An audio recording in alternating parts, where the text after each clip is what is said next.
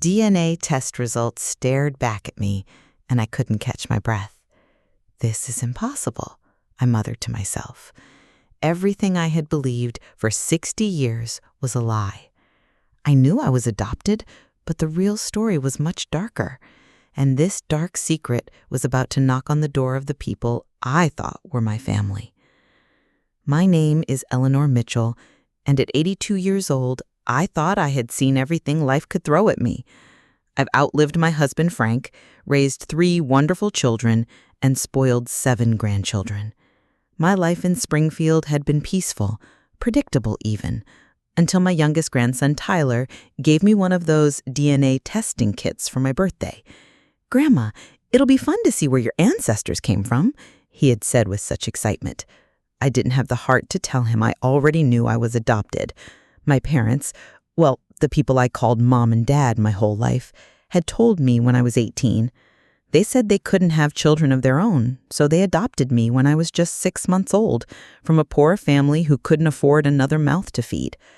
I accepted this story without question. Why wouldn't I? Robert and Margaret Mitchell were wonderful parents who gave me everything they could. I had a happy childhood in our little house on Maple Street.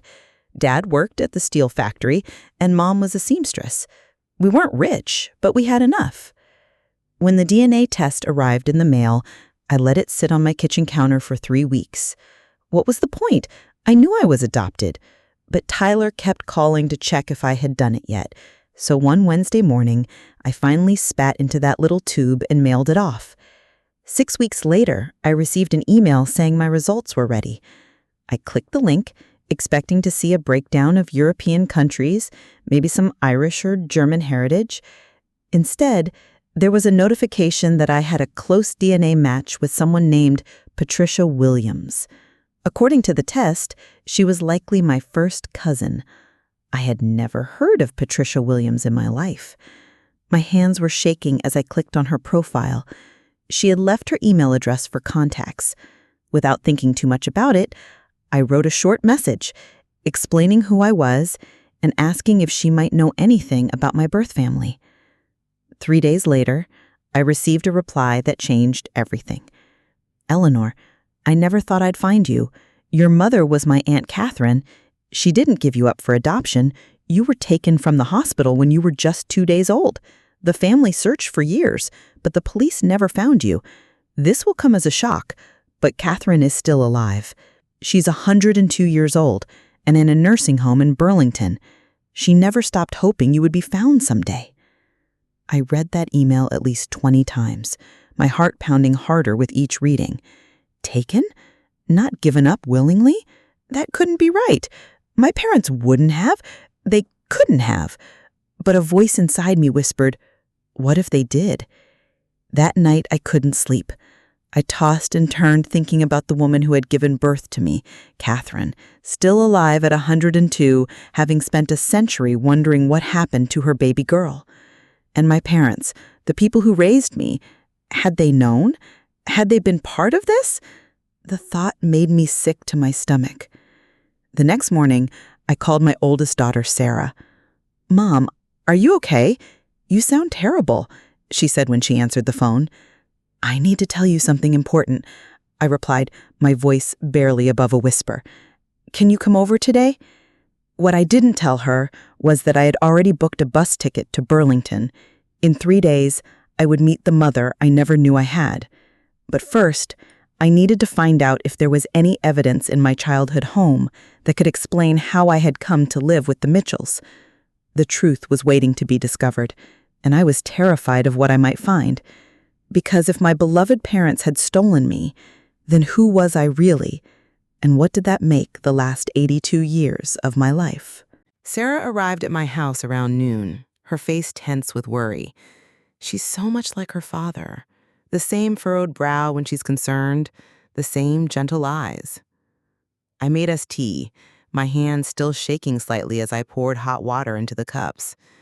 "Mom, what's going on? You're scaring me," Sarah said as she sat at my kitchen table, the same table where our family had shared meals for over 50 years. I took a deep breath and placed the printed email from Patricia Williams in front of her. I did that DNA test Tyler gave me, I began, and I found out something disturbing. Sarah read the email, her eyes widening with each line. When she finished, she looked up at me, her face pale. This can't be right. Grandma and Grandpa they couldn't have. That's what I keep telling myself, I said quietly. But I need to know the truth, Sarah. I've already contacted Patricia again. I'm going to Burlington to meet Catherine, my birth mother, in 3 days. Mom, you can't just go off to meet some strangers who might be lying to you, Sarah protested. They're not strangers, Sarah. According to my DNA, they're my blood relatives. I replied more sharply than I intended, and I need to know if what they're saying is true. Sarah sat back, stunned. After a moment, she asked, "What do you want me to do?" "Help me look through the attic. If there's any evidence about how I came to live with Robert and Margaret, it would be there. They kept everything." That afternoon, Sarah and I climbed the narrow stairs to my attic. It was dusty and hot, filled with boxes of memories from my life with Frank and our children, and even older boxes from my parents' lives. We started with those. 3 hours later, covered in dust and feeling defeated, Sarah pulled out a small metal lockbox from behind an old trunk. "Mom, have you seen this before?" I hadn't. The box was locked, but the key was taped to the bottom. Inside, we found a bundle of newspaper clippings from 1942, all about the same story: infant abducted from Burlington Hospital. My hands trembled as I read the yellowed articles. A 2-day-old baby girl, daughter of Catherine and James Watson, had been taken from Burlington Memorial Hospital on March 15th, 1942, my birthday. The articles described how a woman dressed as a nurse had taken the baby for what she claimed was a routine checkup and never returned. Deeper in the box, we found letters, dozens of them, from my father to my mother while he was away during World War II. I picked one at random and began to read. "My dearest Margaret, I know how desperately you wanted a child of our own, but what we did was wrong. I can't sleep at night thinking about that poor mother. When I return home, we must make this right somehow." Sarah's face had gone completely white. "Mom," she whispered. "There's more," I said, pulling out a small diary with my mother's handwriting. The entries from early 1942 were filled with desperation about not being able to conceive, about how Margaret felt like less of a woman. Then suddenly, on March 16th, there was an entry that simply read, "Today I became a mother. Eleanor is perfect in every way. No one will ever take her from me. Robert doesn't understand what a mother will do for her child." The truth crashed down on me like a physical weight. The loving parents who had raised me, who had taught me right from wrong, who had shaped me into the person I was, they had stolen me. Margaret Mitchell had walked into a hospital, dressed as a nurse, and taken someone else's baby. Sarah put her arm around me as I sobbed. "What are you going to do?" she asked quietly. I wiped my tears and straightened my back. "I'm still going to Burlington. I need to meet Catherine, my real mother, and then I need to decide what to do about this terrible secret." That night, after Sarah left, I sat alone in my living room, surrounded by photographs of my life with the Mitchells. Had they loved me? Undoubtedly. Had they been good parents? Yes. But they had also committed a terrible crime that had caused unimaginable pain to my birth family, and they had lied to me my entire life. As I packed for my trip to Burlington, I wondered what Catherine Watson would be like. Would I see myself in her face? Would she hate me for living the life that should have been spent with her? And most terrifying of all, what would happen to my children and grandchildren when they learned that their beloved grandparents were criminals who had torn apart another family? The foundations of our family history were built on a terrible lie, and I wasn't sure if anything would remain standing once the truth fully came to light. The bus ride to Burlington took nearly 5 hours, but it felt like a lifetime. I sat by the window, watching familiar landscapes give way to unknown territory, much like the journey I was taking through my own identity. In my purse were the newspaper clippings and my mother's diary. I still couldn't think of Margaret without calling her mother, despite everything I'd learned. Patricia had arranged for me to meet Catherine at Golden Sunset Nursing Home. She has good days and bad days, Patricia had warned me over the phone, but when I told her we found you, she became more alert than she's been in years. The nursing home was a pleasant-looking building with flower beds lining the walkway. Patricia was waiting for me in the lobby, a woman in her 70s with silver hair and kind eyes. When she saw me, she gasped and put her hand to her mouth. "It's like seeing Aunt Catherine when she was younger," she said, embracing me. "You have the Watson eyes." I didn't know what to say. All my life, people had told me I had Mitchell eyes. Patricia led me down a hallway to a sunny room where an elderly woman sat in a wheelchair by the window. Catherine Watson was tiny, almost bird-like, with wispy white hair and pale blue eyes that turned toward me as I entered the room. For a moment, she just stared. Then her wrinkled hand reached out toward me, trembling. "Eleanor?" she whispered, her voice cracking. "My baby girl." I crossed the room and took her hand. It felt like paper in mine, so fragile. "Yes," I said, though I wasn't sure who I was anymore. "I'm Eleanor." Catherine began to weep, her thin shoulders shaking. "I knew you were alive. I told them all. A mother knows." I sat beside her, still holding her hand, as Patricia quietly left the room to give us privacy. For several minutes, neither of us spoke. What do you say to the mother you never knew, the mother who gave birth to you but never got to raise you? Finally, Catherine composed herself enough to speak. "Let me look at you," she said, studying my face intently. "You have your father's nose and chin. He was so handsome, my James. He died 20 years ago, still talking about our lost baby." My throat tightened.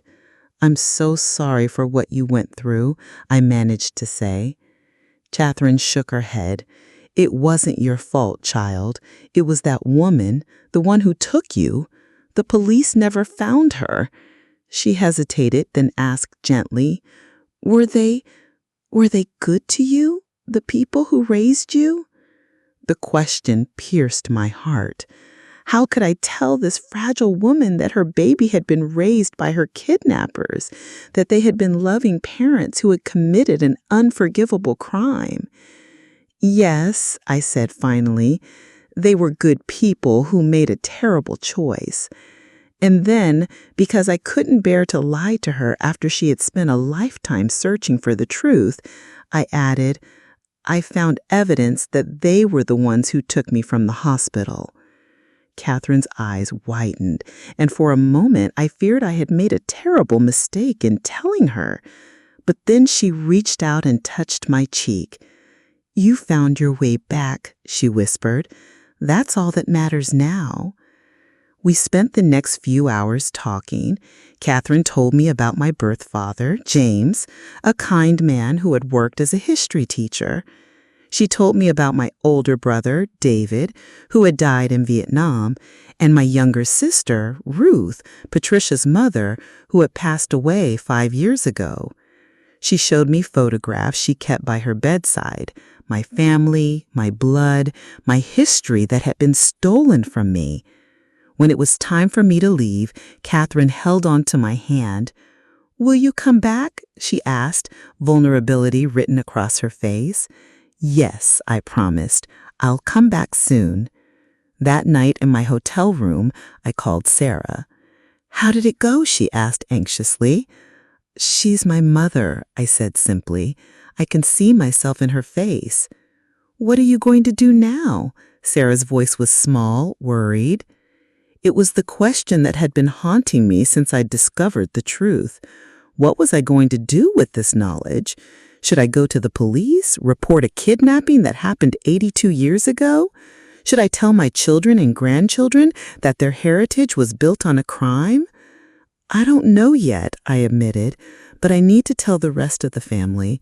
Can you gather everyone at your house this weekend? I'll be back by then. As I hung up, I looked at my reflection in the mirror.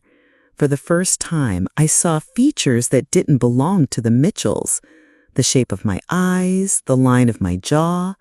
I was Eleanor Watson, stolen at birth, raised as Eleanor Mitchell. And now, at 82 years old, I had to decide who I would be for whatever time I had left. The newspaper clippings lay spread across the hotel bed, headlines screaming about a crime that had shaped my entire existence. The truth had been buried for so long, but now it was unearthed, and I had to face the fact that the loving family I thought I knew had a darkness at its core that I never could have imagined. What other secrets were waiting to be discovered, and would I have the strength to face them all? I spent one more day with Catherine before returning home. We looked through old family albums together, and she told me stories about the life I should have had: summer vacations at Lake Champlain, Christmas mornings with my siblings, the family dog named Rusty who slept at the foot of my empty crib for years after I disappeared. "Your father hired private detectives," Catherine told me, her voice soft with remembrance. "For years he followed every lead, no matter how small. He never gave up hope."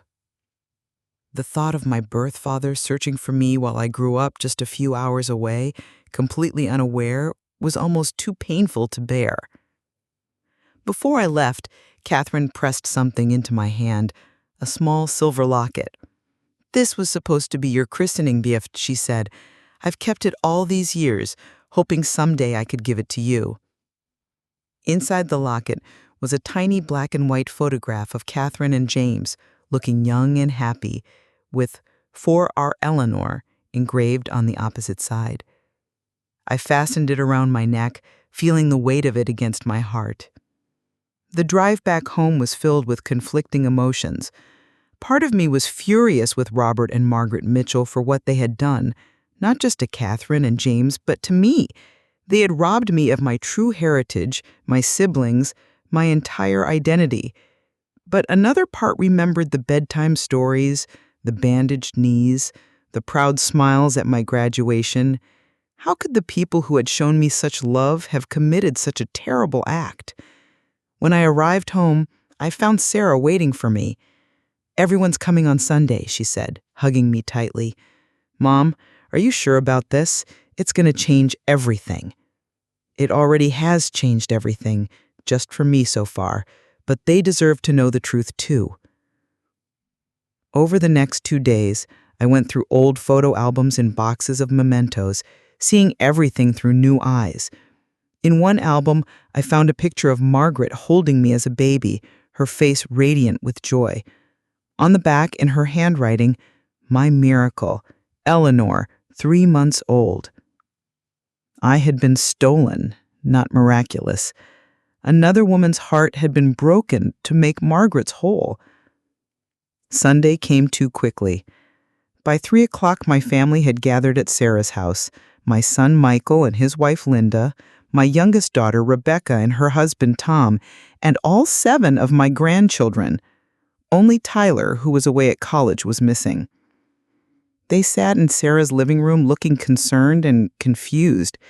I realized Sarah hadn't told them anything specific, just that I had something important to share. "Mom, what's going on?" Michael asked. "Are you sick?" I shook my head and took a deep breath. "No, I'm not sick, but I've discovered something that affects all of us. A few weeks ago, I took that DNA test that Tyler gave me for my birthday. What I found out it's changed everything I thought I knew about myself." I told them everything: the DNA match with Patricia, meeting Catherine, finding the lockbox with the evidence of my kidnapping. As I spoke, their expressions changed from confusion to shock to horror. "Grandma and Grandpa stole you?" Rebecca whispered, tears streaming down her face. "Yes," I said simply, "they did." But they were such good people, Linda protested. They wouldn't have... They did, I repeated, pulling out the newspaper clippings and Margaret's diary. The evidence is clear. The room fell silent as they passed the clippings around, reading the headlines for themselves. Search continues for missing infant. Parents plead for return of kidnapped baby. Finally, Michael spoke, his voice rough with emotion. What does this mean for us, Mom? Are you still our mother? The question broke my heart. Of course I am, I said fiercely. Nothing changes that. You are my children, and I love you more than life itself. That will never change. But our whole family history is a lie, Rebecca said, staring at the floor. Grandma and Grandpa were criminals. They were complex people who did a terrible thing, I corrected gently. They also loved us all very much. Both things can be true at once. What are you going to do now? Sarah asked, the question hanging heavy in the air. I looked around at my family, the family I had raised, the family I loved. I want to build a relationship with Catherine, with my birth mother, for whatever time she has left. She's 102 years old. I want her to know her grandchildren and great-grandchildren, if you're willing to meet her. There was another silence, broken this time by my oldest granddaughter, Emma. I'll meet her, she said firmly. She's my great-grandmother, and she lost so much. It's the least we can do. One by one, the others nodded in agreement. There is something else, I said, bracing myself for their reactions. I've been thinking about what to do about the crime. It happened 82 years ago. The people who committed it are long dead, but there should be some kind of acknowledgement, some justice. Are you going to go to the police? Michael asked, his face pale. No, I don't think that would serve any purpose now, but I want to legally change my name to Eleanor Watson Mitchell. I want to acknowledge both families that made me who I am, the family I was born to and the family that raised me. As my children absorbed this, I could see the questions in their eyes, the foundations of their identity shaking. They had grown up as Mitchells, proud of their heritage. Now they were learning that half of their ancestry had been erased, hidden, stolen. There's more we need to talk about, I continued, but I want you to know that I've spent my whole life wondering who I really was. Now, at 82, I finally have the chance to find out. The truth is painful, but it's also freeing, and I hope you'll all join me on this journey. As I looked at my family's stunned faces, I wondered what other secrets might be lurking in our past. The lockbox had contained more letters I hadn't yet read, more clues to how and why Margaret and Robert had committed such a terrible crime. Part of me was afraid to learn more, but I knew I couldn't stop now. The truth, no matter how painful, was finally coming to light after decades of darkness. The days following my revelation to the family were filled with hushed phone calls and difficult conversations. My grandchildren reached out one by one, each processing the news in their own way. Tyler called from college, upset that he had unwittingly set this whole chain of events in motion with his birthday gift. It's not your fault, I assured him. Maybe it was time for the truth to come out.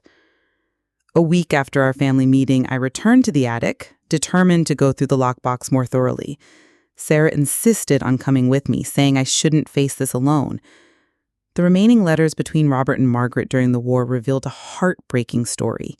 They had tried for years to have children, suffering multiple miscarriages.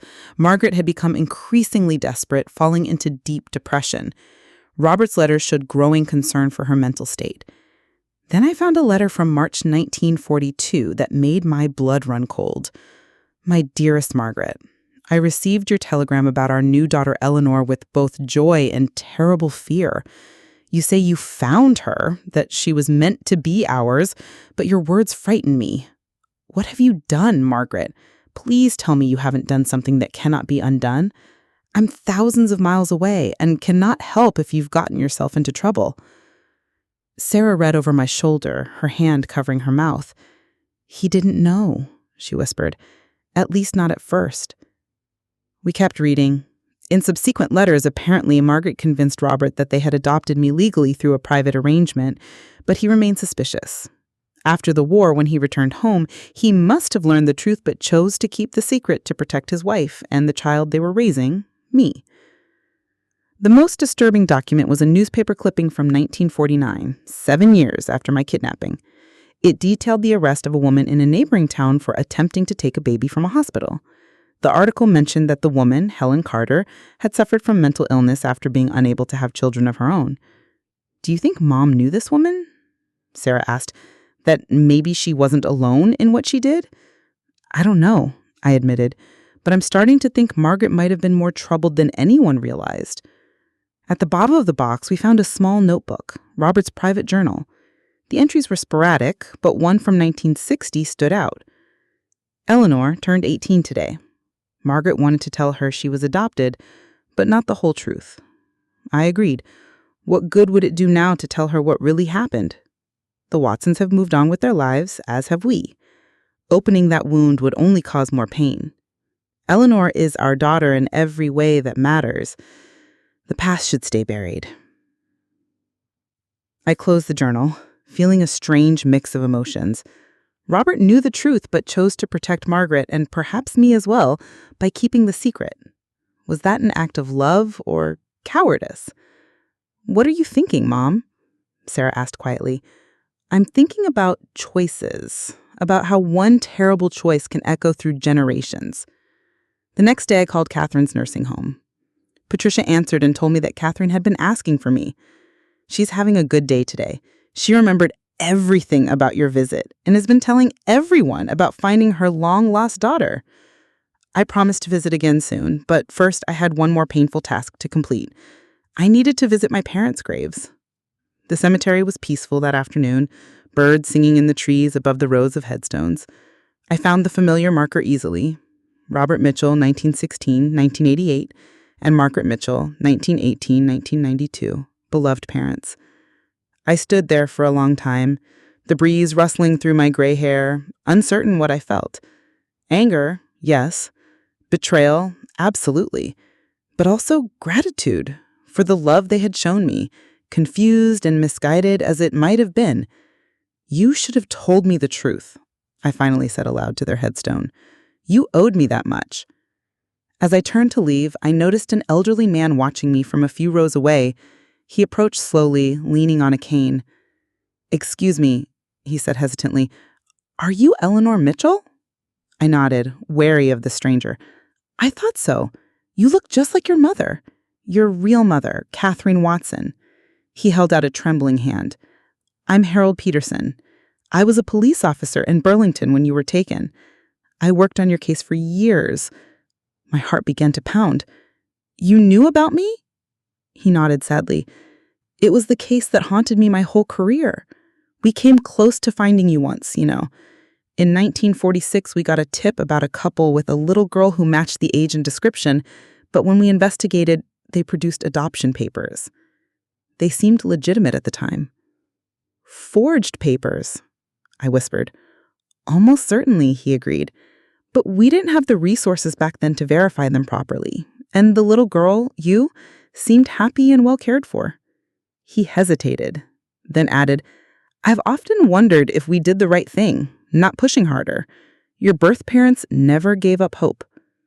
"How did you find me now?" I asked.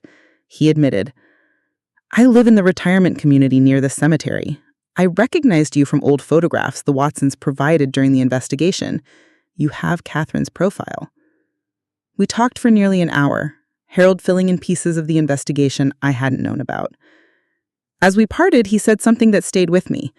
Sometimes healing can only begin when the truth comes to light, no matter how painful that truth might be.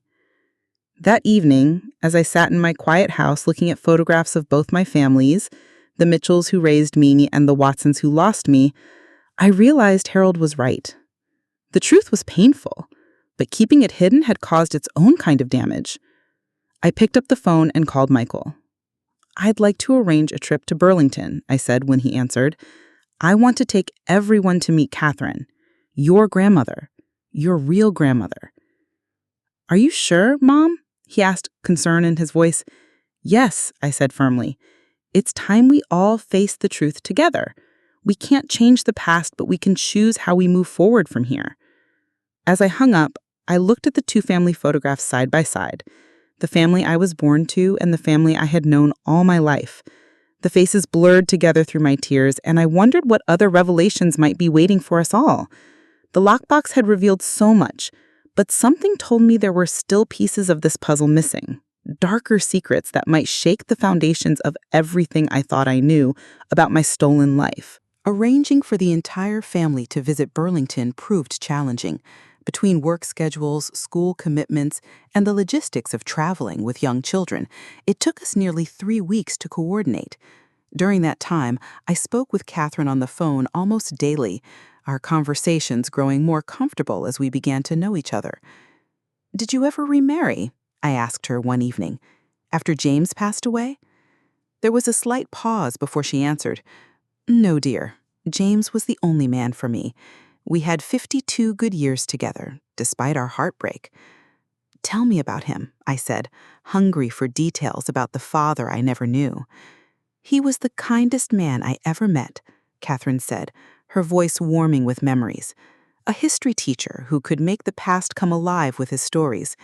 He volunteered with the civil defense during the war, couldn't serve overseas because of a childhood bout with polio that left him with a slight limp. He loved crossword puzzles and baseball, and he could fix anything around the house. With each conversation, I collected these precious details, adding colors to the outline of the life I should have had. The day before our planned trip, Patricia called with alarming news. "Catherine's had a small stroke," she said. "The doctors say she's stable, but she's very weak. If you want to see her again, you should come soon." I called my children immediately, and we decided that Sarah and I would drive to Burlington that night, with the rest of the family following as soon as they could arrange it. The hospital was quiet when we arrived shortly after midnight. Catherine looked tiny in the hospital bed, her skin nearly as white as the sheets, but her eyes brightened when she saw me. "Eleanor," she whispered, "you came back." "Of course I did," I said, taking her frail hand. "And this is my daughter Sarah, your granddaughter."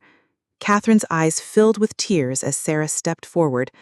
"Hello, grandmother," Sarah said gently, and Catherine reached out a trembling hand to touch Sarah's cheek. "You have the Watson chin," Catherine said with a weak smile, "strong and stubborn, just like your grandfather." We stayed with her through the night, Sarah and I taking turns sitting by her bed while the other rested in the waiting room. As dawn broke, Catherine beckoned me closer. "There's something I need to tell you," she said, her voice barely audible. "Something I've never told anyone." I leaned in, sensing the importance of what she was about to share.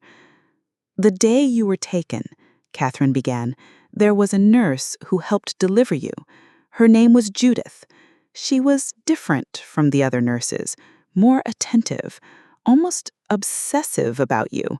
She kept coming to check on you, bringing you to me for feedings, telling me how perfect you were." Catherine paused, her breathing labored. I waited patiently, though my heart was racing. "The day before you disappeared, Judith told me she had lost a baby the previous year. She seemed so sad I didn't think anything of her sharing such a personal story.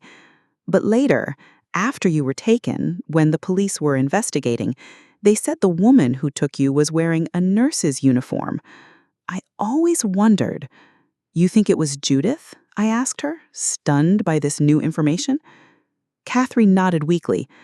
"I told the police, but they said Judith had solid references and had worked at the hospital for months. They checked her background and found nothing suspicious." She gripped my hand suddenly with surprising strength.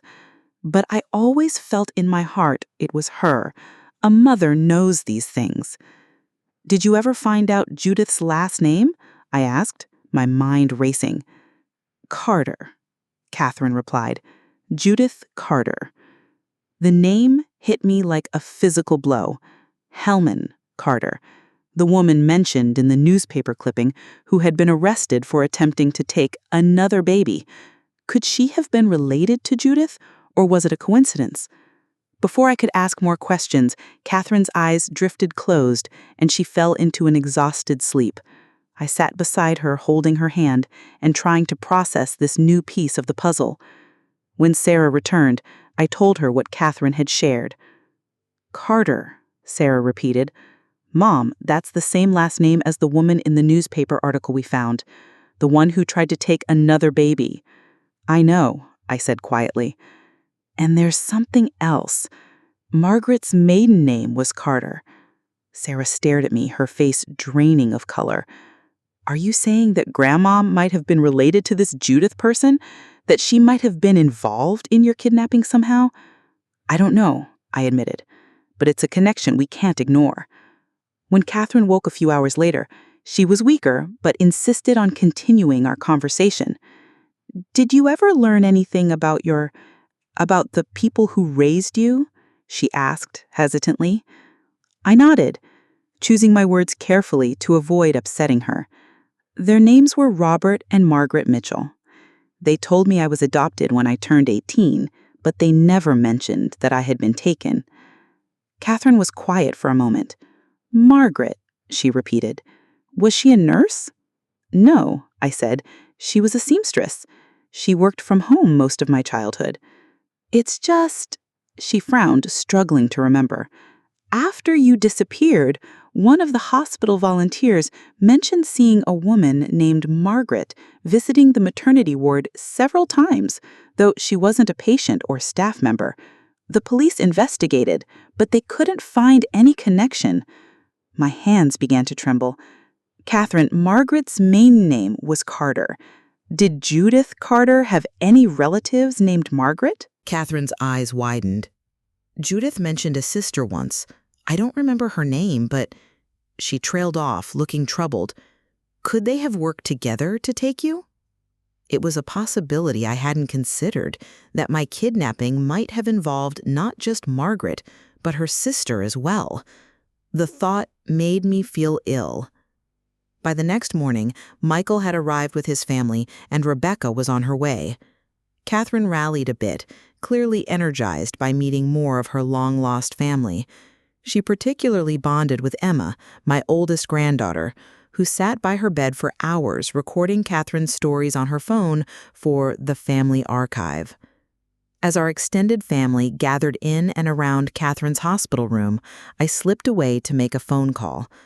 I had remembered something, an old family friend who might know more about Margaret's background. Mildred Jenkins had been my mother's closest friend for over 40 years. Now, in her 90s, she lived in a retirement home not far from my house. I called the front desk and was relieved to hear she was still a resident there. "Eleanor," Mildred exclaimed when I visited her later that week after returning from Burlington. "What a lovely surprise! It's been too long." I hugged her frail form gently, then sat in the chair beside her. "Mildred, I need to ask you about my mother, about Margaret." Mildred smiled fondly. "Such a dear friend. I still miss her, even after all these years." "Mildred," I said carefully, "did my mother ever mention having a sister named Judith? Judith Carter?" The smile froze on her face. "Where did you hear that name?" she asked, her voice suddenly tense. "So she did have a sister," I pressed. Mildred looked down at her gnarled hands. "Eleanor, some things are better left in the past." "Please," I said, leaning forward, "this is important. I need to know the truth." Mildred sighed deeply. "Yes, Margaret had a sister named Judith. They weren't close, at least not when I knew Margaret. There was some kind of falling out years before." "Do you know what happened between them?" "Margaret never talked about it much, just that Judith had done something unforgivable, and they'd gone their separate ways. I only met Judith once at your parents' wedding. She seemed intense." There was something unsettling about her. My heart was pounding now. Mildred, did Judith work as a nurse? Mildred's eyes widened slightly. Yes, I believe she did. How did you know that? I took a deep breath and made a decision. This elderly woman had been my mother's dearest friend, but she deserved to know the truth as much as anyone. I began, and then told her everything: the DNA test, finding Catherine, the evidence of my kidnapping. As I spoke, Mildred's face crumpled. By the time I finished, tears were streaming down her wrinkled cheeks. "Oh, Eleanor," she whispered, "I had no idea at all." "Did you ever suspect anything? Anything unusual about how I came into their lives?" Mildred wiped her eyes with a tissue. "Margaret told everyone she'd adopted you, privately, through a lawyer in Burlington. It wasn't uncommon back then, especially for babies born to unwed mothers." She paused, thinking. "But now that you mention it, there was something odd. Robert was overseas when you appeared, and when he came home on leave a few months later, he seemed distant with you at first. I always thought he was just adjusting to being a father, but maybe he suspected the truth," I finished for her. Mildred nodded slowly. "There's something else. About a year after you came, Margaret mentioned that Judith had been in trouble and had gone away somewhere. I assumed it was some kind of sanatorium or mental hospital. Margaret seemed relieved that she was gone." The pieces were starting to fit together in a disturbing pattern. Had Judith helped Margaret kidnap me from the hospital? Had Robert discovered the truth when he returned from the war and sent Judith away to protect his wife? As I left Mildred's room, she caught my hand. "Eleanor, whatever Margaret did, she loved you more than anything in this world. I hope you can remember that, alongside all the rest." I nodded, unable to speak past the lump in my throat. Love and crime tangled together in a knot I might never fully unravel. Back in Burlington, Catherine's condition had stabilized enough for her to be moved to a private room. The doctors were cautiously optimistic, saying she was remarkably resilient for someone her age. When I returned to her bedside, Catherine seemed to sense that something had changed. "You've learned more," she said, her eyes sharp despite her physical weakness. I nodded, then carefully shared what I had discovered about Margaret and Judith being sisters. As I spoke, Catherine's expression shifted from surprise to a strange, sad understanding. "That explains so much," she said quietly when I finished. "The police could never figure out how someone could walk into a hospital, take a baby, and disappear without a trace. But if Judith worked there, knew the routines, and had her sister waiting to take you—" She didn't need to finish the thought. "I'm so sorry," I whispered, feeling the weight of what my adoptive family had done to her. Catherine shook her head. "You have nothing to apologize for, Eleanor.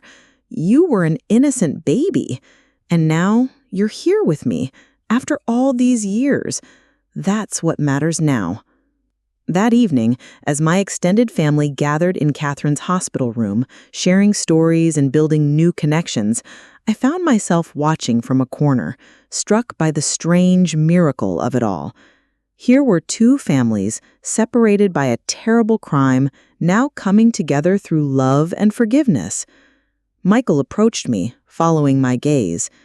"It's weird, isn't it?" he said softly, "thinking about how differently all our lives might have gone?" "Yes," I agreed.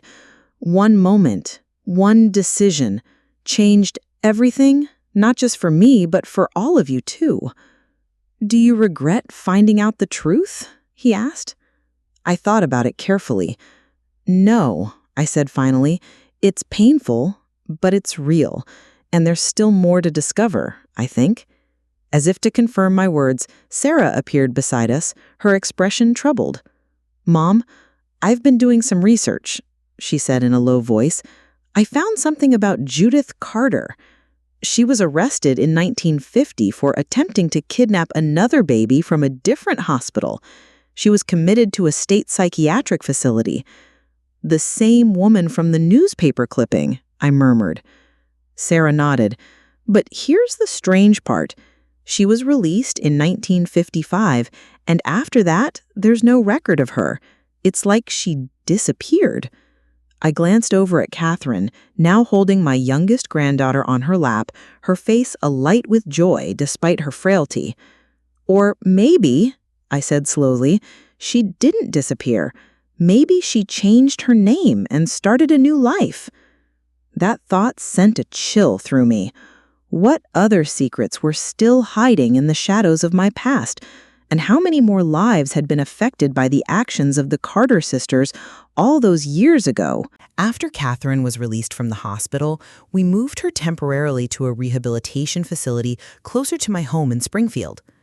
The doctors had been amazed by her recovery, attributing it to her suddenly renewed sense of purpose. "She's determined to make up for lost time with you," Patricia told me with a smile. While Catherine regained her strength, I became obsessed with tracking down information about Judith Carter. Sarah had found the records of her arrest and commitment, but after her release in 1955, the trail went cold. One rainy afternoon, I was sorting through more of Margaret's old papers when I found a bundle of letters tied with faded ribbon. They were addressed to Margaret Mitchell, but the return address caught my eye. J. Hampton, with an address in Rochester, New York. The first letter was dated September 1955, just months after Judith's release from the psychiatric facility. As I read, my hands began to shake. "Dearest Margaret, I am settled now in my new home, under my new name, as we discussed. The doctors say I am fully recovered, but we both know some wounds never heal completely. I dream of her sometimes, my little girl who would have been Eleanor's age. Thank you for giving me these past years with your daughter, even from a distance. Your photographs sustain me. Perhaps someday, when enough time has passed, I might visit again as Aunt Jane. Until then, I remain your grateful sister, J." Letter after letter revealed the same pattern. Judith, now living as Jane Hampton, writing to Margaret about her new life and requesting photos and updates about me. Margaret had apparently maintained contact with her sister for decades, sending her pictures of me growing up, graduating, getting married, having children of my own. In one letter from 1962, Jane wrote, "I was so proud to see Eleanor's college graduation photo. She has grown into such a beautiful young woman. Sometimes I allow myself to imagine that I had some small part in shaping her life. Those precious first days when I cared for her at the hospital before she came to you. In my darkest moments, I wonder if what we did was wrong. But then I remember how happy she looks in your home, how loved, and I tell myself it was meant to be." The final letter in the bundle was dated 1990, 2 years before Margaret died. "My dearest Margaret, my health is failing now, and I know we will not meet again in this life. Thank you for sharing your daughter with me all these years, even if only through photographs and your loving letters. I have lived with our secret for so long that sometimes it feels like a dream. Did we really do what we did? Were we truly so desperate? I find myself thinking of the other family often these days, the mother whose arms we left empty. I hope somehow, someday, she found peace. As for Eleanor, please know that in my own way, I have loved her as if she were my own. Perhaps that was my sin. Your sister always, Jane." I sat amid the scattered letters, feeling as if the floor had dropped away beneath me. Judith hadn't just helped Margaret take me, she had been part of the plan from the beginning, using her position at the hospital to identify a target and facilitate the kidnapping. And Margaret had kept in touch with her for decades, sharing my life with the woman who had helped steal me from my birth family. I called Sarah immediately. "I need you to look up someone named Jane Hampton who lived in Rochester, New York," I said without preamble. Within a day, Sarah had found an obituary for Jane Hampton, who had died in 1992, the same year as Margaret. According to the sparse details, she had been a retired nurse with no surviving family. She had volunteered at a local children's hospital for many years and was remembered for her special way with infants. "There's a photo," Sarah said, her voice tight. "Mom, she looks like Grandma. Not identical, but definitely related." Sarah emailed me the grainy newspaper image, and I stared at the face of the woman who had helped steal me from my birth parents. There was something unsettling about her eyes, a kind of hungry intensity, even in the poor quality photograph. I shared my discoveries with Catherine during my next visit. She listened silently, her face growing paler as I explained the connection between Margaret and Judith. So it was both of them, working together? Yes, I confirmed. Judith, Jane, had lost a baby around the same time Margaret was struggling to conceive. They saw an opportunity. The words tasted bitter in my mouth. Catherine was quiet for a long moment. She said, "You know, all these years, I've imagined the woman who took you as a monster, someone evil who wanted to hurt us.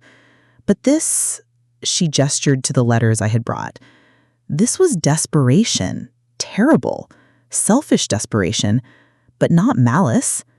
Her capacity for understanding took my breath away.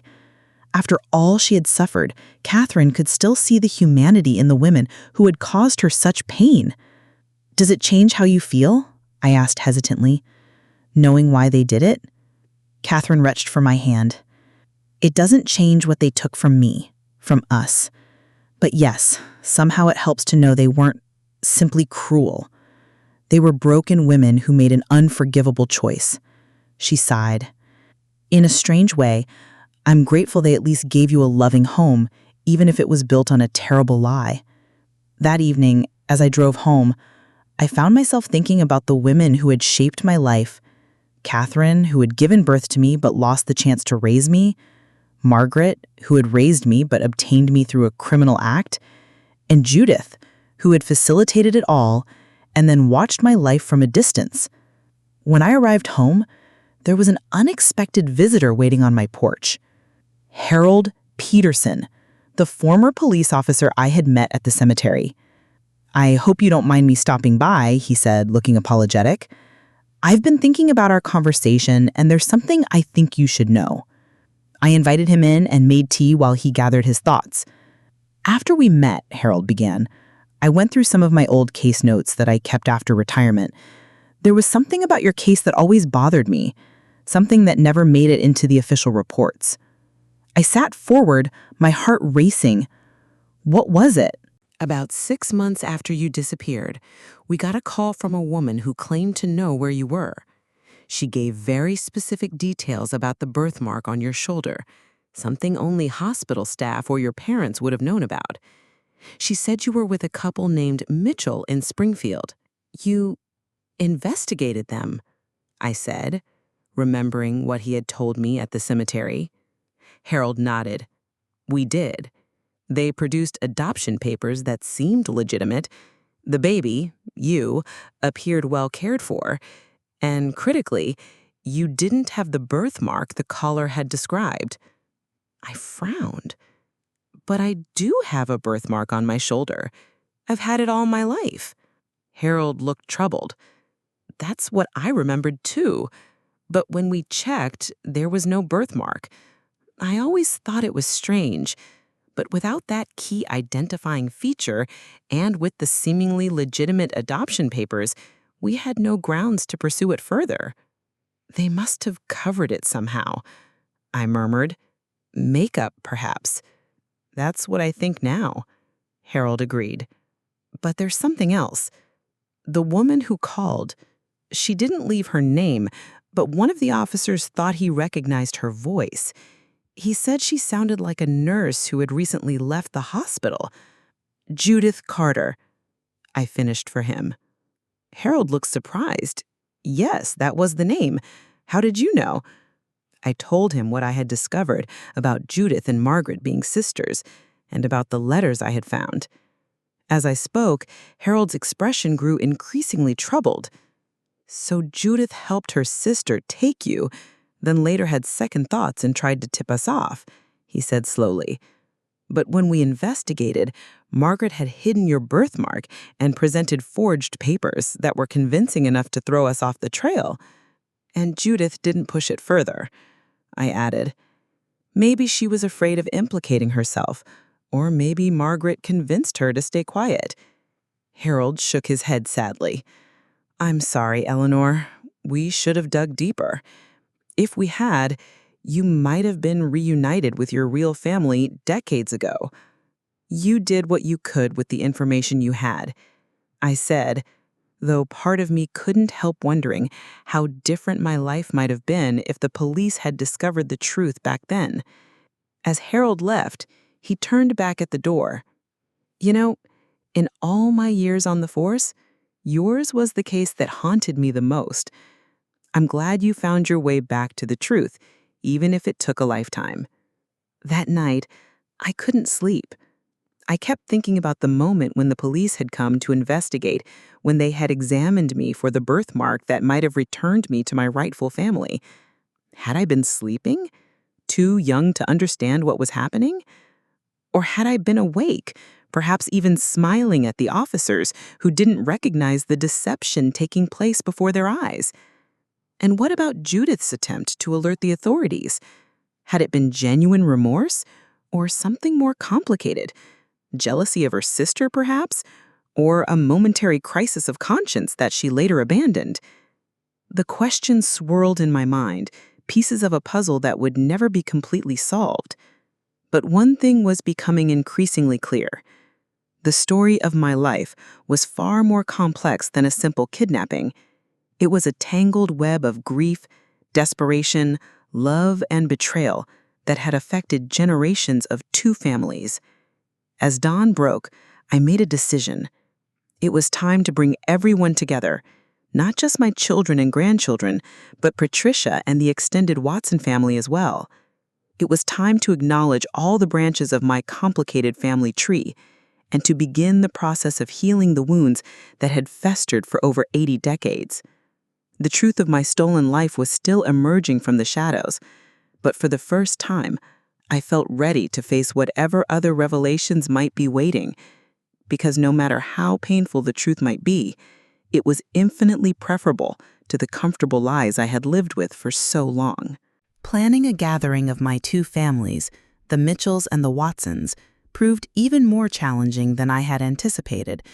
There were logistics to arrange, of course, but more difficult were the emotional preparations. Each family member was processing the revelations differently, and bringing everyone together risked reopening wounds that were still raw. Catherine's health had improved enough for her to be moved to a senior living facility near my home. At 102, she was remarkably resilient, but the doctors warned that she shouldn't be overtaxed. Still, when I proposed the family gathering, she was enthusiastic. "I've lost so much time already," she said firmly. "I want to know all of my family while I still can." We scheduled the gathering for a Saturday afternoon at Sarah's house, which had the most space. As the day approached, I found myself growing increasingly anxious. What if the two sides of my family couldn't find common ground? What if the weight of the past was too heavy to bear? The night before the gathering, I received an unexpected phone call. The number was unfamiliar, with a Rochester area code. "Is this Eleanor Mitchell?" a woman's voice asked when I answered. "Yes," I replied cautiously. "Who's calling?" "My name is Diane Hampton. Jane Hampton was my aunt, or rather, Judith Carter was. I found some letters after she died, letters from your mother, Margaret. I've been trying to find you for years." My hand tightened on the phone. "How did you find me now?" "I saw an article in the Burlington newspaper about Catherine Watson being reunited with her long-lost daughter after 82 years, Diane explained.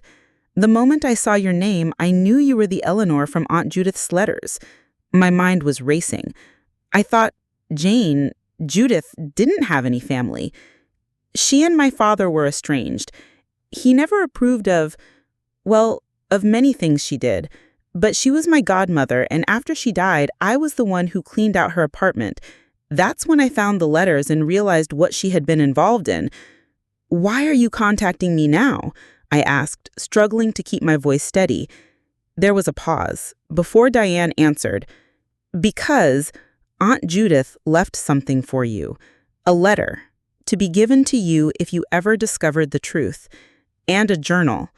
I've kept them all these years, not knowing if you'd ever learn what happened or if you'd even want to know more about her role in it." I closed my eyes, trying to process this new development. "Yes," I said finally, "I want to see them." Diane promised to send the items overnight so they would arrive before the family gathering. After I hung up, I sat in my quiet living room wondering what Judith Carter might have written to me from across the decades, what explanation or justification she might have offered for her part in stealing me from my birth family. The package arrived the next morning, a large envelope containing a sealed letter addressed to me in shaky handwriting, and a worn leather journal. I opened the letter first. "Dear Eleanor, if you are reading this, then you have discovered the truth about your birth and how you came to be raised by Margaret and Robert Mitchell. I don't know how you found out or how you feel about it now, but I owe you an explanation for my part in what happened. I was a nurse at Burlington Memorial when you were born. I had lost my own daughter 6 months earlier, my little Catherine, born too early and too fragile for this world. The grief nearly destroyed me. When my sister Margaret confided that she couldn't have children, something broke inside both of us. I saw you in the nursery, so perfect, so beautiful, and a terrible thought took root. What if this baby could heal both our broken hearts? It was I who took you from the nursery, telling your mother you needed routine tests. It was I who handed you to Margaret, waiting in her car behind the hospital. We had convinced ourselves that your birth parents were young and would have more children, that you would have a better life with Margaret and Robert, that we weren't really doing harm, but redistributing happiness from those who had plenty to those who had none. We were wrong. Terribly, unforgivably wrong. I realized it almost immediately, but by then it was too late. When I tried to anonymously alert the police, Margaret had already taken precautions, covering your birthmark, obtaining forged papers. After the police investigation found nothing amiss, Margaret made me promise never to interfere again. She threatened to claim I had acted alone if I ever spoke up. I changed my name and moved away as Margaret insisted, but she kept me updated on your life through letters and photographs. In a way, I lived vicariously through her, watching you grow up from a distance. I told myself that at least you were loved, that at least some good had come from our terrible act. Years later, when I was released from the psychiatric hospital, I tried to rebuild my life. I never had another child of my own, but I volunteered in the children's ward of Rochester General for over 30 years. Perhaps I was trying to atone in some small way. I don't expect forgiveness, Eleanor. What Margaret and I did was unforgivable. But I wanted you to know that not a day went by that I didn't think about the pain we caused your birth family and about the life that was stolen from you. The enclosed journal contains my private thoughts throughout the years. Perhaps it will help you understand, even if you cannot forgive. With deepest regrets, Judith Carter, Jane Hampton. I set the letter aside, my hands trembling. Judith's words offered no justification, only explanation and regret. I wasn't sure if that made things better or worse. The journal was filled with decades of entries, documenting Judith's complicated feelings about her role in my kidnapping. I didn't have time to read it all before the gathering, but what I did read painted a picture of a deeply troubled woman who had acted out of grief and desperation, and who had spent the rest of her life haunted by what she had done. By the time I arrived at Sarah's house for the family gathering, I felt emotionally drained, but also strangely calm. The final pieces of the puzzle were falling into place, and while the complete picture was more complex and painful than I had imagined, there was a certain peace in finally understanding the full truth. Sarah's spacious living room was arranged with chairs in a large circle. My children and grandchildren were already there, helping with last-minute preparations. Patricia arrived with Catherine in a wheelchair, followed by several members of the Watson family I had only recently met, cousins and their children, the family I should have known all my life. As everyone found seats, an awkward silence fell. These two groups of people, connected through me, but strangers to each other, didn't know how to begin. I moved to the center of the circle, suddenly aware of all eyes on me. "Thank you all for coming," I began. "I know this is unusual, to say the least. 2 months ago, I had no idea that my life story was anything other than what I'd always believed. Now, I find myself with 2 families, 2 histories, and a truth that's both painful and healing." I introduced everyone, watching as names and relationships were exchanged, seeing the Watson features reflected in some of my grandchildren's faces, features I had never recognized before because I didn't know to look for them. "I've asked you all here today not just to meet each other, but to acknowledge a hard truth. A terrible wrong was committed 82 years ago, a wrong that altered all of our lives. The people who committed that wrong, Margaret, Robert, and Judith, are gone now. We're left to make sense of what they did and to decide how to move forward." I told them about Judith's letter and journal, about Harold Peterson's revelations, about the complex web of desperation, grief, and misguided love that had led to my kidnapping. As I spoke, I watched Catherine's face, saw the emotions play across her features as she learned the full story of how she had lost her baby daughter. When I finished, there was silence again, but it was different now, thoughtful rather than awkward. Finally, Tyler, my college-aged grandson who had inadvertently set this whole chain of events in motion with his birthday gift, spoke up. "So, where do we go from here? Are we 2 separate families, or are we somehow one family now?" It was Catherine who answered, her voice fragile but clear. "We are one family," she said firmly. "We have been separated by time and circumstance, but the blood connection has always been there. Eleanor is my daughter and your grandmother. That makes all of you my family too." Her words broke the tension in the room. Conversations began to flow, hesitantly at first, then with increasing warmth. My grandchildren clustered around Catherine, asking questions about their Watson ancestors. Patricia showed old family photographs, pointing out resemblances that crossed the generations. My children spoke with their newfound Watson cousins, discovering shared interests and connections. As I watched them, I felt a strange doubling of vision, seeing my life as it had been and as it should have been, simultaneously. There was grief in that vision, but also a kind of wonder at the resilience of family bonds, even those that had been severed for most of a century. Later, as the gathering was winding down, Catherine motioned me to her side. "Eleanor," she said quietly, "I want you to know something. I've had a long life, longer than most, and much of it was shadowed by losing you. But I wouldn't trade these past few weeks for anything. Finding you, knowing that you had a good life, meeting your beautiful family, it's healed something in me that I thought would always be broken." I knelt beside her wheelchair, taking her frail hand in mine. "I wish we had found each other sooner," I said, my voice thick with emotion. Catherine squeezed my hand. "So do I. But we have now, and that's what matters. The past is past. What we do with the time we have left, that's what's important." As the 2 families, my 2 families, said their goodbyes that evening with promises to stay in touch and plans for future gatherings already being made, I realized that Catherine was right. The truth of my stolen life had finally been revealed, with all its painful complications and unexpected grace.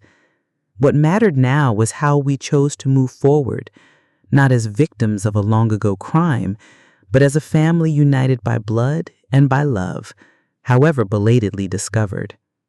The journal Judith had left me still waited to be fully read, its pages holding more secrets and reflections from one of the women who had altered the course of my life. But that could wait for tomorrow.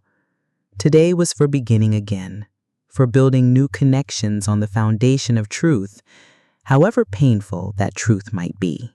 In the weeks following the family gathering, a remarkable transformation took place. What had begun as two separate families, one built on lies, one broken by loss, gradually became something new. An extended family connected not just by blood and shared history, but by a collective determination to heal the wounds of the past. Catherine's health improved dramatically as she formed relationships with her great-grandchildren and great-great-grandchildren. She moved permanently to the senior living facility near my home, where I visited her daily. Sometimes we sat in comfortable silence, making up for decades of separation simply by being in each other's presence. Other times, she told me stories of my birth father, James, and my siblings, David and Ruth, filling in the outlines of the family I should have known. "David was so much like you," she said one afternoon, showing me a faded photograph of a young man in a military uniform. "Stubborn but kind-hearted. He would have been a wonderful big brother to you."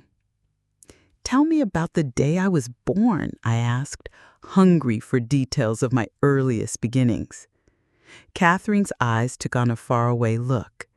"It was a Tuesday morning, just after dawn. You were in such a hurry to enter the world, barely 6 hours of labor. When the nurse placed you in my arms, you weren't crying like most babies. You were looking around so alert, so curious about everything. James said you were an old soul, wise from the start." These stories were precious gifts, filling gaps in my identity that I hadn't even realized existed. For all the love Margaret and Robert had given me, they had never been able to tell me where my red hair came from, or why I could curl my tongue when none of them could, or why I had always felt drawn to the ocean despite growing up inland. Catherine could answer these questions. The red hair from James's mother, the tongue curling from the Watson side, the love of the ocean from summers at Lake Champlain. One rainy afternoon, I finally found the time to read Judith's journal in its entirety. The worn leather book contained decades of entries documenting her complicated feelings about her role in my kidnapping and her relationship with Margaret. The early entries were disturbing. Descriptions of her obsession with me in the hospital nursery, her growing conviction that I should be her sister's child, the meticulous planning of the kidnapping. She described how she had chosen me specifically because I resembled her lost daughter, Catherine, and because my parents seemed well off enough to recover from their loss, while Margaret and Robert deserved a child after so much heartbreak. The twisted logic of grief and desperation was painful to read, but as the journal progressed, Judith's tone changed. Entries from the months after my kidnapping revealed growing remorse and fear. She described nightmares about Catherine and James searching for their baby, about being caught and imprisoned, about Margaret's increasingly possessive behavior toward me. "Em won't let me hold the baby anymore," she wrote in one entry. "Says E is hers now, not mine. But wasn't that the plan all along? Why does it hurt so much to see her with the child? Perhaps because deep down I wanted E for myself, to replace my Catherine. What kind of monster have I become?" Later entries, after her attempt to anonymously alert the police in 1950 for attempting to take another baby, which she chillingly described as trying to find another Eleanor for herself, the journal entries became more reflective. She wrote about her therapy sessions, her gradually developing understanding of the trauma that had driven her actions, her attempts to build a new life as Jane Hampton after her release. The final decades of the journal documented her correspondence with Margaret. The photos of me growing up, graduating, getting married, having children of my own. Judith never married or had more children, instead devoting herself to volunteer work with infants in the hospital.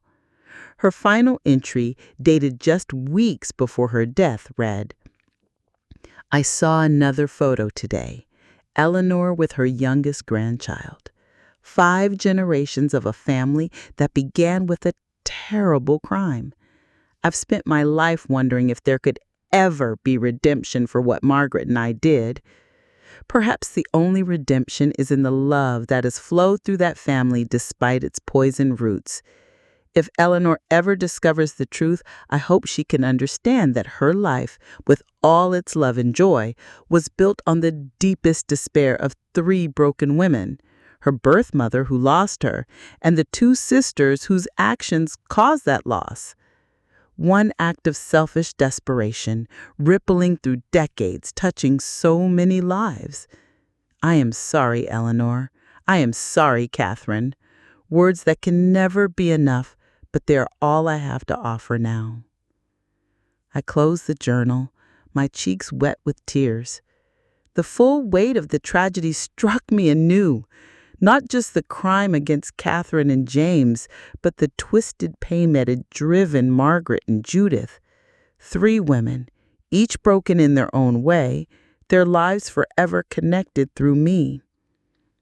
The next day I took the journal to Catherine. "I think you should read this," I said gently. "It might help you understand what happened, though it won't make it any easier to accept." Catherine read it slowly over several days, her face grave but composed. When she finished, she handed it back to me with a sigh. "Such damaged soul," she said quietly. "I spent so many years hating the nameless, faceless woman who took you. Now I find I can't hate her at all, only pity her."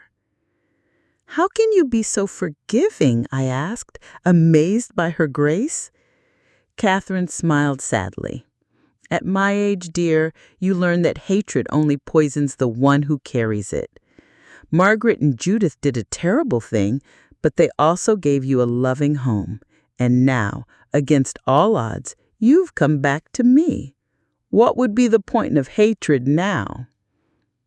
Her words stayed with me as I continued the process of legally changing my name to Eleanor Watson Mitchell, acknowledging both families that had shaped my identity. The paperwork was complex for someone my age, but I was determined. It felt important to honor both sides of my history, to claim the name that I had been given at birth while not erasing the name that I had carried for 82 years. My children and grandchildren supported my decision, though they chose to keep the Mitchell name they had grown up with. But we're Watsons too in our hearts, and we'll make sure our children know the whole story. As autumn turned to winter, I continued to sort through Margaret's papers, looking for any further clues about my past. In a box of old financial documents, I found something unexpected. A series of money orders sent to a J. Hampton over many years, always the same amount, $100. I showed them to Sarah. "Do you think Margaret was supporting Judith financially?" Sarah examined the records.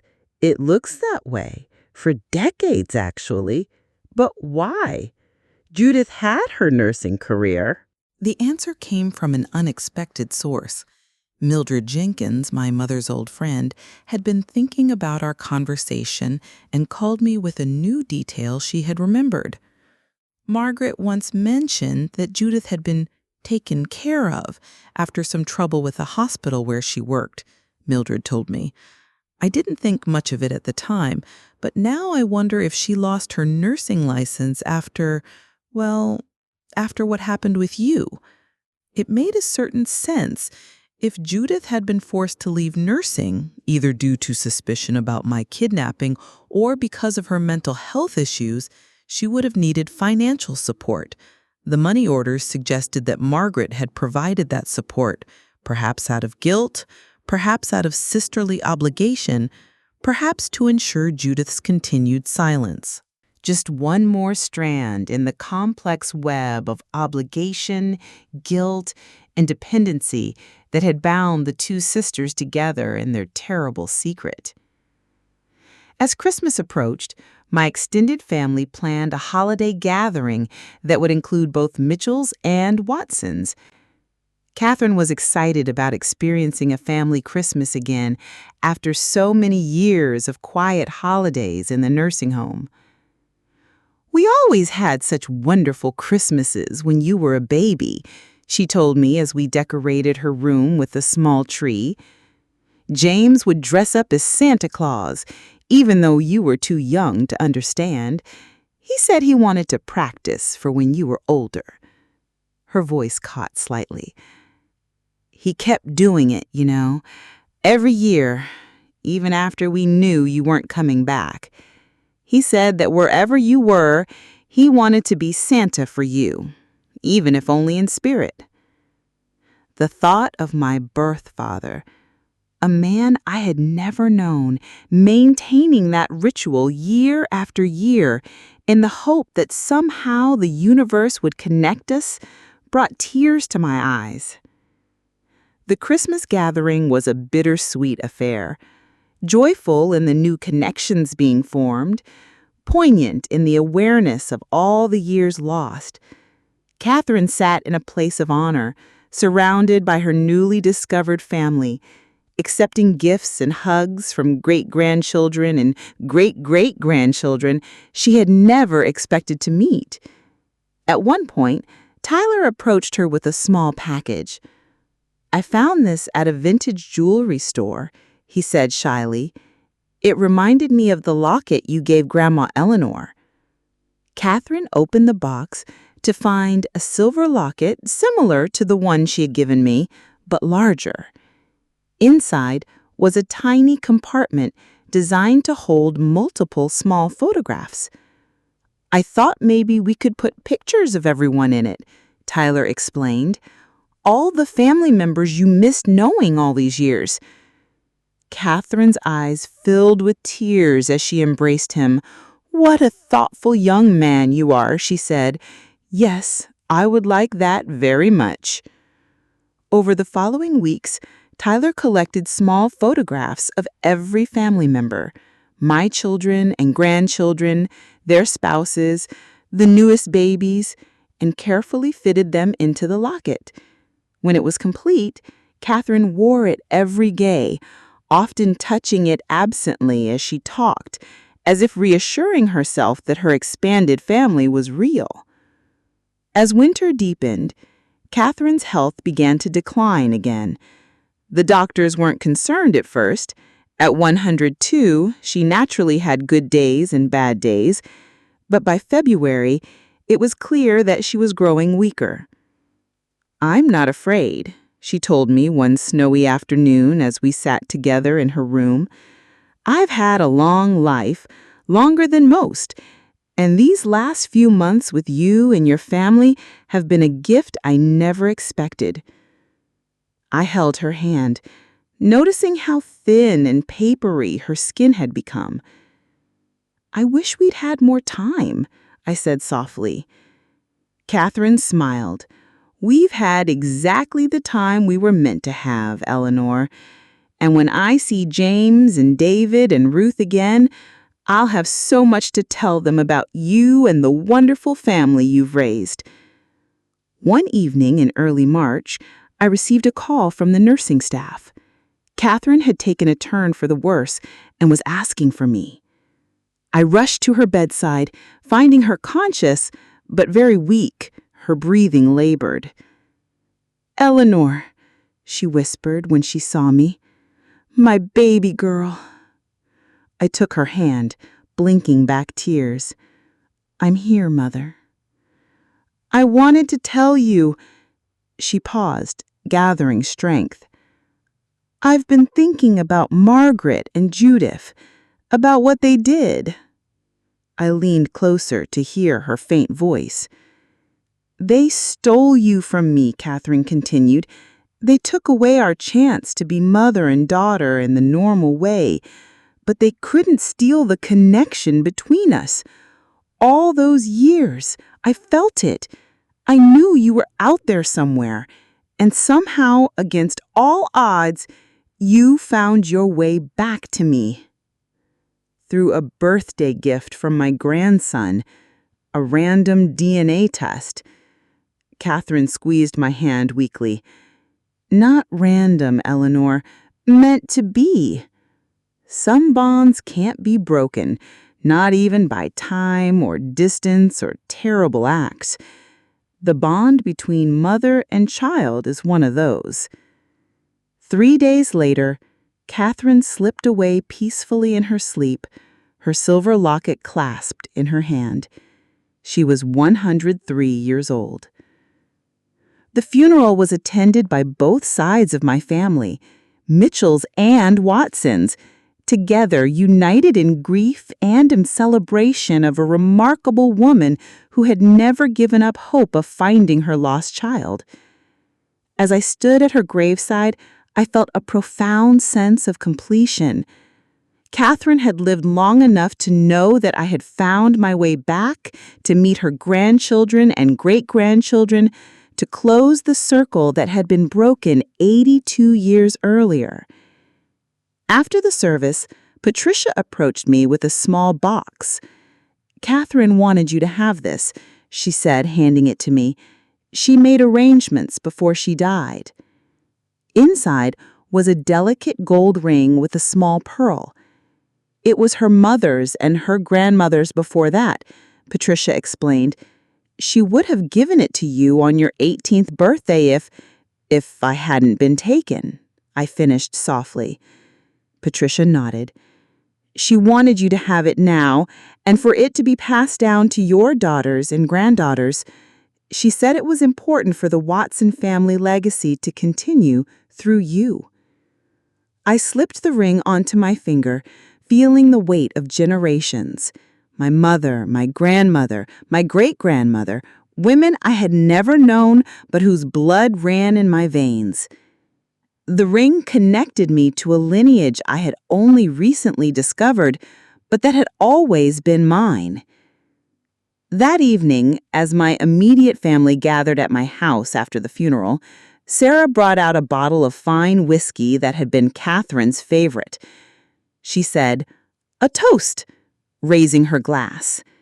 "To Catherine Watson, who never gave up hope, and to Eleanor Watson Mitchell, who found her way home after 82 years.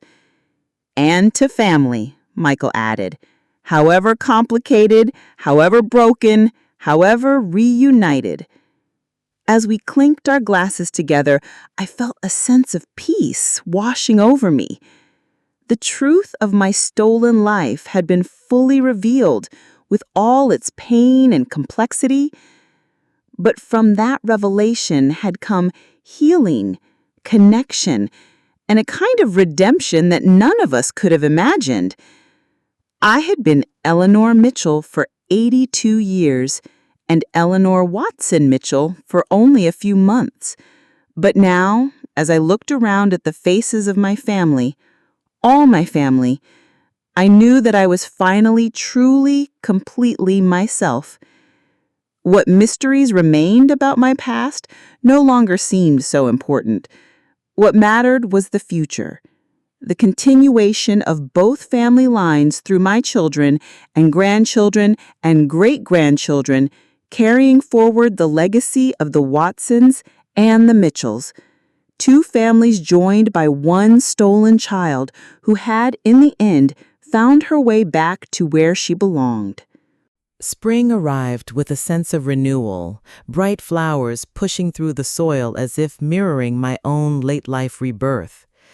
Though I mourned Catherine deeply, I found comfort in knowing that she had died with the peace of reunion, her decades-long search finally complete. In the months following her funeral, I continued to strengthen my connections with the Watson side of my family. Patricia became a close friend, filling in more details about the family I had missed knowing. We discovered shared interests in gardening and classical music and often spent afternoons together tending to Catherine's cherished rose bushes, which I had transplanted to my own garden. "You garden exactly like Catherine did," Patricia observed one sunny day as we pruned the roses. "She always talked to the plants, too." These small similarities, discovered genetic echoes, continued to surprise and delight me. After a lifetime of feeling like an anomaly in the Mitchell family, with my red hair and artistic tendencies, I found explanations in my Watson heritage. James had been a talented amateur painter, his mother a renowned local pianist. My children and grandchildren embraced these new aspects of their heritage with enthusiasm.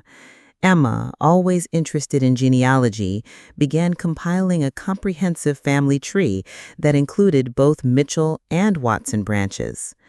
Tyler, inspired by the family story, changed his college major to psychology with the focus on family systems and trauma. "Your experience made me realize how profoundly family secrets can shape us, even when we don't know they exist," he told me during a weekend visit home from college.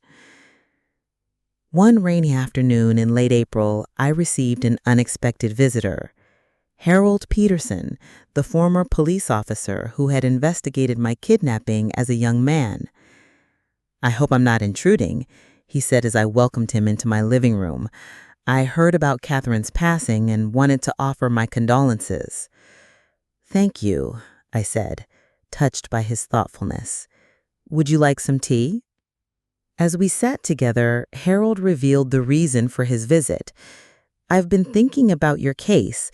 Well, I suppose I've been thinking about it for most of my life, really. After our conversations, I decided to look into what happened to the official police files. Most cases that old would have been destroyed by now, but because it was technically still unsolved." My heart quickened. "You found them?" Harold nodded and carefully placed a manila folder on my coffee table. "I pulled some strings with former colleagues. These are copies of the original investigation files. I thought you might want them, for closure or perhaps for your family records." With trembling hands, I opened the folder. Inside were typewritten reports, witness statements, and several black and white photographs. One showed the hospital nursery where I had been taken, another the Watson family home. But what caught my eye was a photograph I had never seen before, a hospital portrait of Catherine holding a newborn me, taken just hours after my birth. "Oh," I breathed, tracing the image with my fingertip. Catherine looked so young, so radiant with new motherhood, gazing down at the swaddled infant in her arms with an expression of pure love. "That was the photograph they used on the missing posters," Harold explained gently. "It was taken by a hospital photographer who came around to all the new mothers. Catherine gave the police her copy for the investigation." I continued through the file, reading the desperate statements from Catherine and James, the door-to-door canvassing reports, the leads that went nowhere. And then I found something unexpected, a statement from Judith Carter, taken 3 days after my disappearance. According to the report, Judith had been working in the nursery the day I vanished, but had been on her lunch break during the critical time period. She told police she had noticed nothing unusual, though she remembered me as a particularly alert and beautiful baby with distinctive red hair. The investigating officer had noted that Nurse Carter seemed genuinely distressed about the missing infant and eager to assist with the investigation. Such a convincing performance, I thought, from a woman who herself had taken me from the nursery and handed me to her sister. Had she felt remorse even then, or had the regret come later? Further in the file, I found the report from the investigation of the Mitchell household after the anonymous tip, presumably from Judith herself. The officers noted that the baby appeared well cared for and bonded to the mother, that the adoption papers, later determined to be forgeries, seemed in order, and critically, that there was no birthmark visible on the infant's left shoulder as described by the source. A handwritten note in the margin read, "Possible birthmark confusion or false lead. Source could not be recontacted for clarification." I touched my left shoulder reflexively, feeling the small heart-shaped birthmark that had been there all my life, the birthmark that Margaret must have concealed with makeup during the police visit, the identifying feature that might have returned me to my birth family if it had been discovered. "Thank you for bringing these," I said to Harold, closing the file. It helps to see the official record, to understand what happened from all perspectives. After Harold left, I sat with the file for a long time, reading and rereading the reports, studying the photographs. There was something cathartic about seeing the clinical documentation of the event that had altered so many lives, as if the official record somehow validated the emotional reality I had been grappling with for months. That evening, I called Sarah and asked her to gather the family that weekend. "I've been thinking about legacy," I began, looking around at their dear faces. "Our family has a unique story, one with pain and loss, yes, but also with resilience and ultimately reunion." I gestured to the materials on the table. "These documents tell the story of how our family was broken apart and eventually brought back together. I've decided to create an archive, a complete record of both sides of our family history, including the difficult parts, not to dwell on the past, but to honor the truth of who we are and how we came to be here together." Emma's eyes lit up. "Like a family museum?" I smiled at her enthusiasm. "Something like that. A collection of our shared history that future generations can learn from. Because this story, my story, is really all of our stories. It's about how actions can echo through decades, how secrets can shape us even when we don't know they exist, and how it's never too late for truth and healing." Over the next several months, the Family Archive project took shape. Emma designed a website where family members could contribute photographs, documents, and memories. Michael, always practical, arranged for proper preservation of the physical materials. The Watson cousins shared family recipes, traditions, and stories that had been unknown to the Mitchell side for generations. As summer turned to fall, I celebrated my 83rd birthday, the first with my new name, Eleanor Watson Mitchell. The party was held in my garden, surrounded by Catherine's roses in full bloom. Both sides of my family were there. The distinction between Mitchell relatives and Watson relatives gradually fading as new bonds formed and strengthened. Tyler presented me with a special gift, a custom-bound book titled Eleanor's Journey, A Family Divided and Reunited. He had compiled the most significant documents from our family archive, interspersed with reflections from various family members about what the discovery and reunion had meant to them. "So your story will never be lost again," he said as I leafed through the beautiful pages, tears blurring my vision. That evening, as the party wound down and the autumn sun cast long shadows across the garden, I found a quiet moment alone. I sat on my favorite bench, Catherine's locket around my neck, the Watson family ring on my finger, surrounded by tangible reminders of both sides of my heritage. I thought about the long, strange journey that had brought me to this point, from a newborn stolen from her mother's arms, to an 82-year-old woman discovering her true identity, to an 83-year-old matriarch of a reunited family. So much loss, so much missed time, but also so much unexpected grace. Margaret and Judith's desperate act had rippled through generations, causing immeasurable pain. But from that broken beginning had come my life, with all its joys and sorrows, my children and grandchildren, connections that would never have existed otherwise. It was impossible to untangle the good from the bad, the loss from the gain. All of it was woven together in the complex tapestry of our family story. As twilight deepened, Sarah came to sit beside me, wrapping a shawl around my shoulders against the evening chill. "What are you thinking about, Mom?" she asked. I smiled, watching my grandchildren playing on the lawn, their laughter carrying on the autumn breeze. I'm thinking about time, about how 83 years seems so long when you're looking forward, but so brief when you're looking back. I'm thinking about how every moment shapes the next, even the painful ones, especially the painful ones. Sarah took my hand, her fingers warm against mine. "Are you at peace with it all now? With what happened to you? With what you discovered?" I considered her question carefully. Was I at peace? Could anyone truly find complete peace with such a complex truth? "I think peace comes in layers," I said finally. "I've made peace with the fact that Margaret and Robert, for all their flaws, loved me and gave me a good life. I've made peace with the knowledge that Catherine never stopped looking for me, that our connection remained even when we were apart.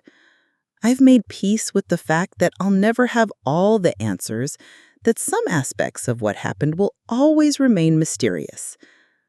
I paused, watching the last rays of sunlight gilding the tops of the trees. But most importantly, I've made peace with who I am, Eleanor Watson Mitchell, a woman with 2 families, 2 histories, 2 lineages flowing through her veins. For 82 years, I lived with only half the truth of who I was. Now I have the whole truth, complicated and painful as it might be. And the truth, as they say, has set me free. Sarah leaned her head against my shoulder, and we sat in comfortable silence as darkness fell and stars appeared overhead. From inside the house came the sounds of my family, both sides, now irrevocably joined, laughing and talking together, creating new memories to add to our shared history. My stolen life had been returned to me in ways I never could have imagined, not as the life I would have had with Catherine and James, but as something new and unexpected, a late life reunion, a completed circle, a family twice as large and twice as rich in connections and stories. As I looked up at the night sky, I imagined Catherine, James, David, and Ruth watching over us all, pleased to see their lost daughter finally home, their severed family line reconnected and flourishing. And perhaps Margaret, Robert, and Judith were there too, witnessing the healing that had come, eventually, from their terrible crime. The truth of my identity had been buried for 82 years, but once unearthed, it had brought not just pain but also profound growth and connection. My story would live on through my children and grandchildren and their children after them, a testament to the enduring power of family bonds that can stretch across decades and survive even the most grievous separation. In the end, I was neither solely Eleanor Mitchell nor solely Eleanor Watson, but something more complex and complete, a woman who had lived 2 lives and who had, in her final years, found a way to reconcile them into one authentic whole. My stolen life had, against all odds, found its way back to its rightful place in the world, and I along with it.